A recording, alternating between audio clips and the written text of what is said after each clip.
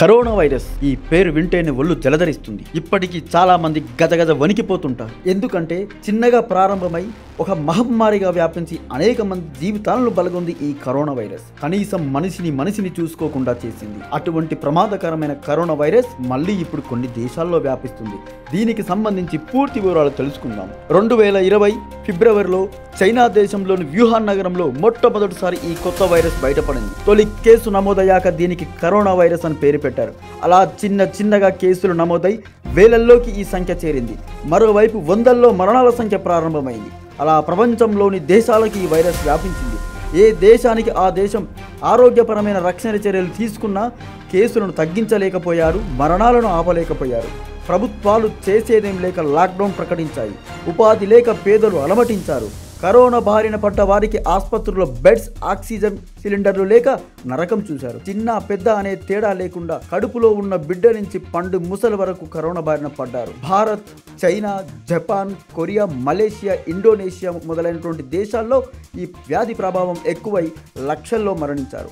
Mask లేనిది బయటకు రాని పరిస్థితి. 2020 ఫిబ్రవరిలో ప్రారంభమైన వైరస్ 2020 నవంబర్ వరకు లక్షల మందిని బలి తీసుకుంది.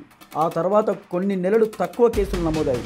మళ్ళీ 2021 మే నెలలో సెకండ్ వేవ్ వచ్చింది. మళ్ళీ అప్పుడు ఈ కేసుల సంఖ్య లక్షల్లో చేరింది. అనేక మంది ఈ వైరస్ కు బలయ్యారు. ఆసుపత్రులు నిండిపోయాయి. ఆక్సిజన్ కొరత వల్ల చాలా మంది ప్రజలు రోడ్లపైనే మృతి చెందారు. భారత్ సహా ఆసియా దేశాలు త్వరితంగా టీకాలు అందుబాటులోకి తీసుకొచ్చి పరిస్థితిని నియంత్రించాయి. కోవిషీల్డ్, కోవాక్సిన్, సైనోవాక్, ఫైజర్ వంటివి ప్రధాన టీకాలుగా నిలిచి చాలా వరకు కరోనాను అదుపు చేశాయి. ఈ టీకాల వల్ల చాలా మందికి కరోనా వైరస్ తగ్గింది. అనేక మందికి రాకుండా కాపాడుకున్నారు. 2022 జనవరి నాటికి చాలా దేశాల్లో వైరస్ ప్రభావం తగ్గడంతో లాక్డౌన్ ఎత్తేశారు. సాధారణ జనజీవనం ప్రారంభమైంది. అయితే ఇప్పటికీ కూడా అక్కడక్కడ కరోనా కేసులు ప్రారంభమవుతున్నాయి. ఇటీవల కాలంలో మళ్ళీ చైనా, సింగపూర్, హాంకాంగ్, దక్షిణ కొరియా దేశాల్లో కరోనా కొత్త వేరియంట్లు బయటపడుతున్నాయి.